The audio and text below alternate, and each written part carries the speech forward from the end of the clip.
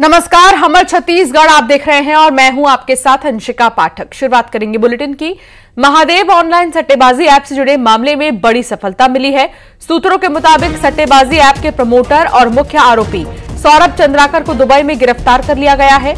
सूत्रों के मुताबिक ये कार्रवाई इंटरपोल के रेड कॉर्नर नोटिस के आधार पर हुई है, जिसे ईडी के अनुरोध पर जारी किया गया था। इस मामले में ईडी, विदेश मंत्रालय और गृह मंत्रालय ने मिलकर एक बड़ी कार्रवाई की है।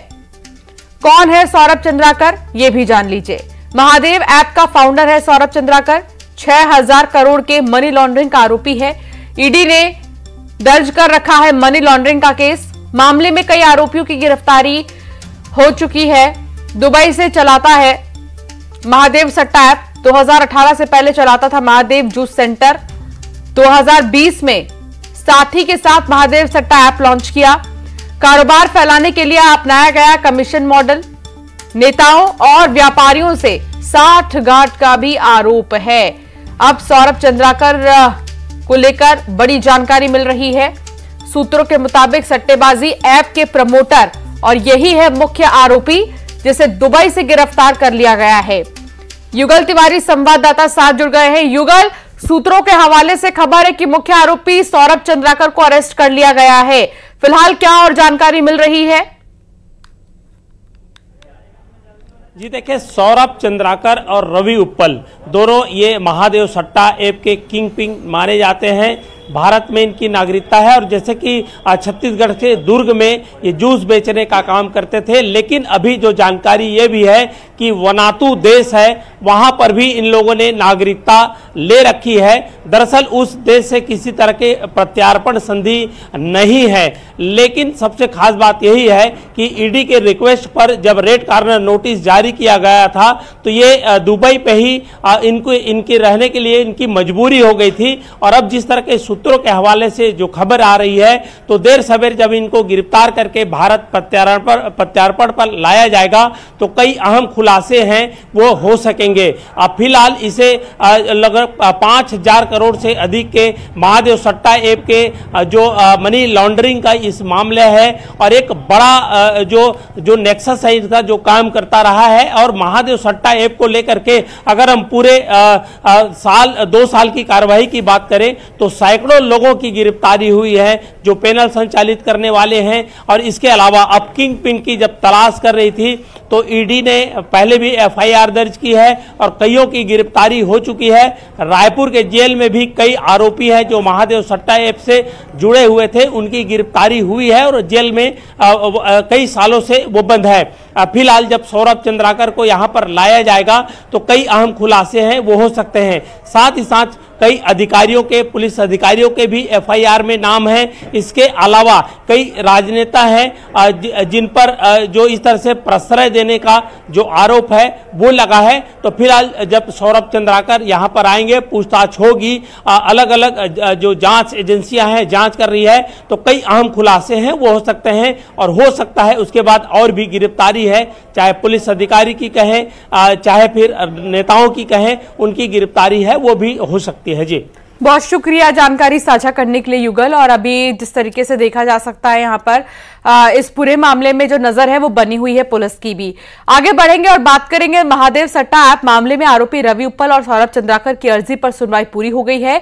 महादेव सट्टा ऐप के प्रमोटरों पर फैसला सुरक्षित रख लिया गया है। स्पेशल कोर्ट के फैसले के खिलाफ हाईकोर्ट में याचिका लगाई गई है। 4 सितंबर 2023 को स्पेशल कोर्ट ने गैर जमानती वारंट जारी किया था। इंटरपोल ने भी रेड कॉर्नर नोटिस जारी किया है।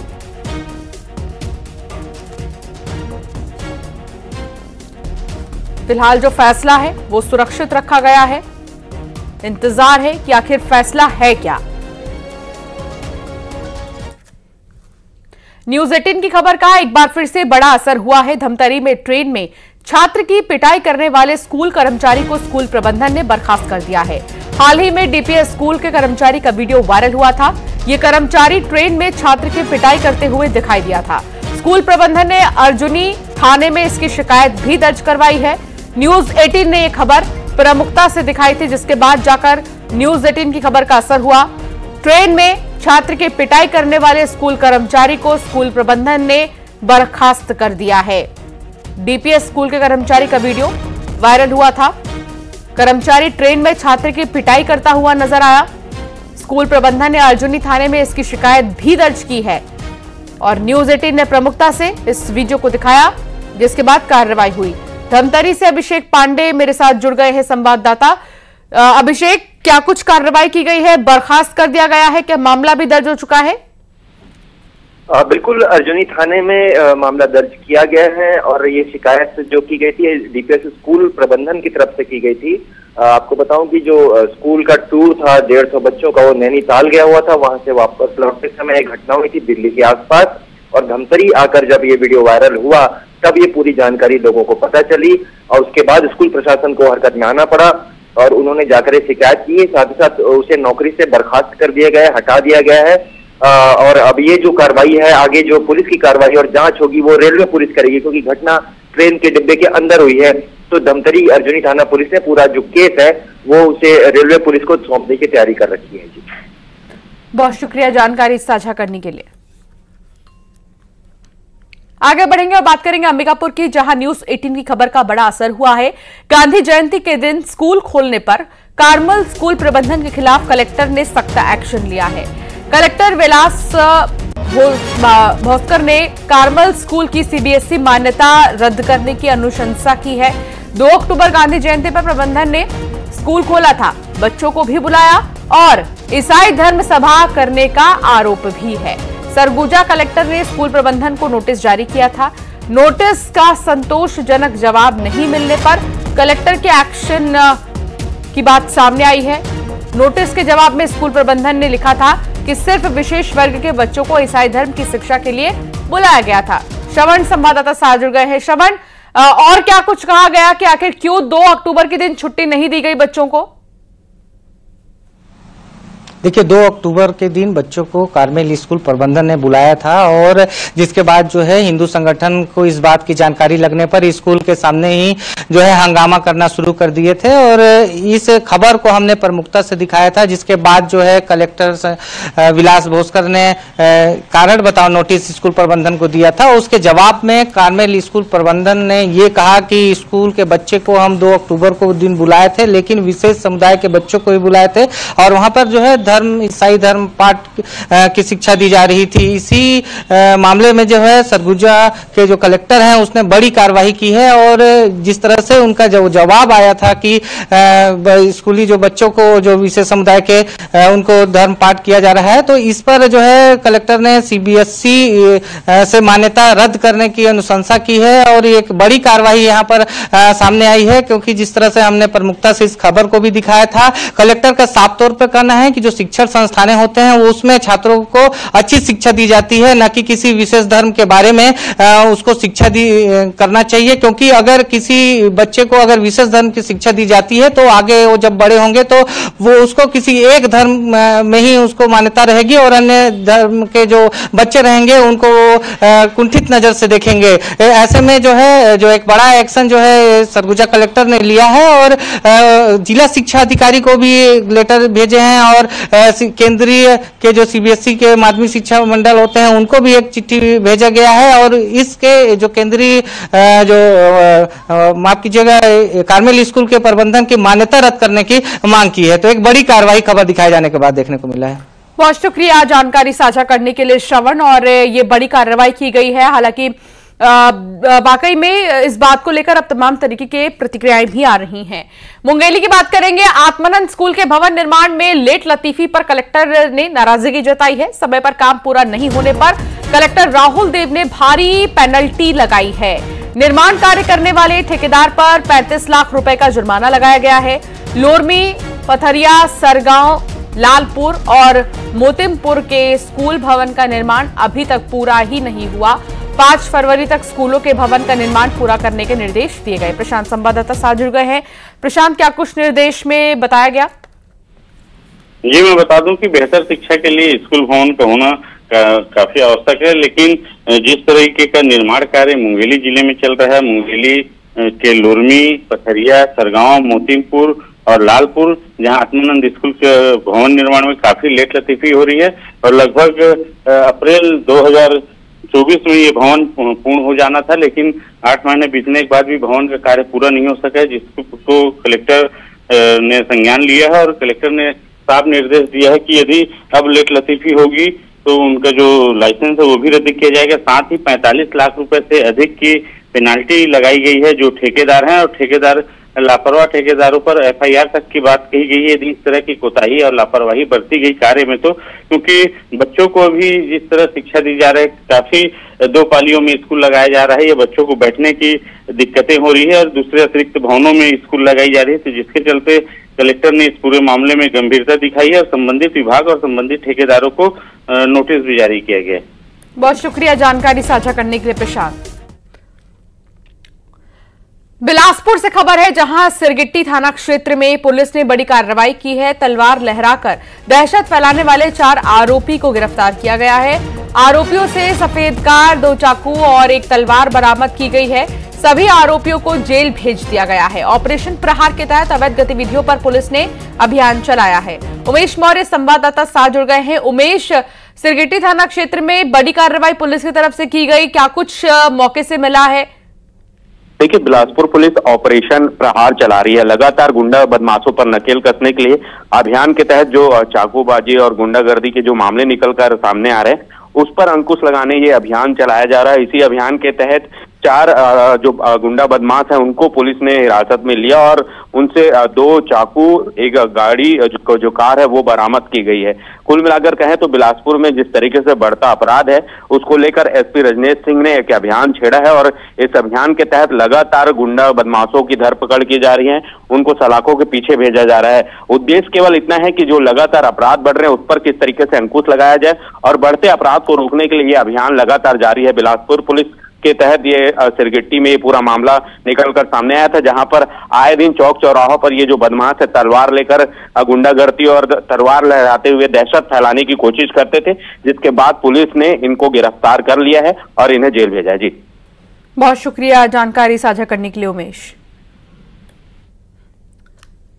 और अब खबर कोरबा से है, जहां SECL की दीपका खदान में लोहा चोरी करने वाले 2 आरोपी गिरफ्तार किए गए हैं। चोरी का 500 किलो स्क्रैप भी जब्त किया गया। पुलिस ने 1 गाड़ी भी जब्त की है। दीपका पुलिस ने ये कार्रवाई की है।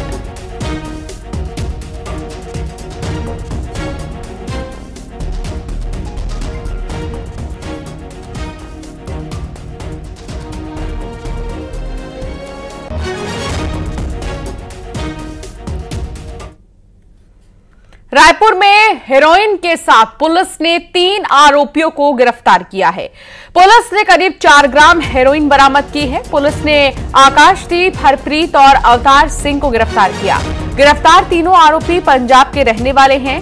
अमानका पुलिस ने यह कार्रवाई की है।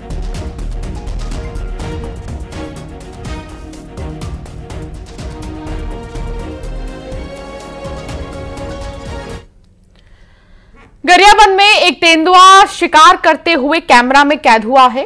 तेंदुए ने एक मवेशी का शिकार किया। कुल्हाड़ी घाट रेंज में तेंदुआ ने एक शिकार किया है। वन विभाग ने आसपास के गांव में हाई अलर्ट जारी कर दिया है।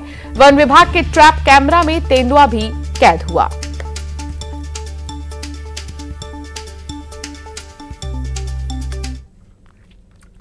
बिलासपुर में प्रधानमंत्री आवास योजना से 36,663 परिवारों का सपना साकार हुआ है।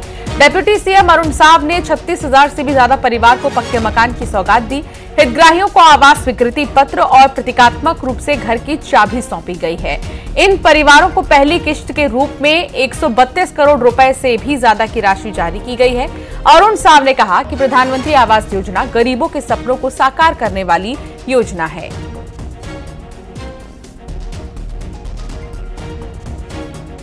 ये हर एक व्यक्ति के सपना यदि अपन सपना कोई बनाइस तो वो गरीब माँ के बेटा नरेंद्र मोदी जब देश के प्रधानमंत्री बनी तो गरीब के सपना सरकार के सपना बन गए। पूर्व डिप्टी CM TS सिंहदेव ने केंद्र सरकार पर भेदभाव करने का आरोप लगाया। उन्होंने कहा कि कांग्रेस की सरकार के समय केंद्र से राज्य सरकार रॉयल्टी मांगती रही है। बीजेपी की सरकार राज्य हित नहीं स्वहित देखती है। केंद्र सरकार की ओर से 6,070 करोड़ रुपए टैक्स जारी करने के बाद पूर्व डिप्टी CM TS सिंहदेव ने यह बयान दिया है।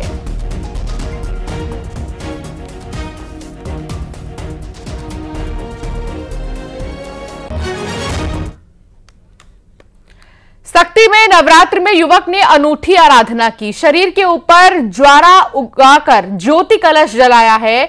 9 दिनों तक जमीन में लेटकर भक्त ने अन्न का त्याग किया है। राम कीर्तन कश्यप लंबे समय से देवी की पूजा अर्चना कर रहे हैं। उनके पिता ने बताया कि माता ने सपने में आकर इस तरह पूजा करने के संकेत दिए थे। अद्भुत श्रद्धा, एक बड़ी श्रद्धा और प्रेम है, इस पे चाहे तो दुनिया को झुका सकते हैं। उसी तरह मलदा गांव में, हसौद थाना क्षेत्र के मलदा गांव में हम एक युवक से मिल रहे हैं जो नवरात्रि के दौरान अपने शरीर के ऊपर जो है जवारा जोत जलाकर 9 दिनों तक वो लेटे हुए हैं और अपने शरीर के ऊपर जो है जोत के साथ साथ जवारा भी उगा के बैठे हुए हैं। यही श्रद्धा को और जो निस्वार्थ प्रेम है वो दिखता है। माता रानी की पुकार इनकी साफ साफ झलक रही है। हम यहाँ पुजारी जो बैठे हुए हैं उनसे बात करते हैं, आखिर ये ठकुराइन देव कब से यहाँ विराजमान है और गांव में किस तरह की रक्षा करते हैं ठकुराइन देव? ये हमारे पुरखा ने बहुत पहले इसको रखा था, हम लोगों को मालूम नहीं है वो, और उसके बाद हम लोग धीरे धीरे इसका पूजा पाठ करते आए हैं। उसके बाद इसके मन में जागृत हुआ कि मैं जवा लूंगा, माता मेरे सपने में आ रही है, ऐसे करके अपने श्रद्धा से ये अपने शरीर में जवारा लिया है। ये हमारे पूरा परिवार का देवी देवता है। क्या नाम है युवक का? युवक का नाम राम कीर्तन है, मैं उसका पिता हूँ, मेरा नाम रामनाथ कश्यप है। अच्छा, तो ये अभी खाने में आहार में क्या ले रहे हैं? आहार में दूबी का रस ले रहा है और मुसब्बी का जूस। तो आप देख सकते हैं निश्चित रूप से आस्था सब पर भारी है आज के समय में, और दूबी का रस, 9 दिन नवरात्रि का उपवास और इस तरह के जमीन पर लेट के अपने ऊपर जो है जवारा जगाए हुए हैं, ये श्रद्धा दिखाती है, लोगों को प्रेरणा देती है कि आखिर मन से मानो तो मुरादें कभी खाली नहीं जाती। ये माँ की महिमा है। और चलिए अब एक नजर टॉप 20 खबरों की ओर। महादेव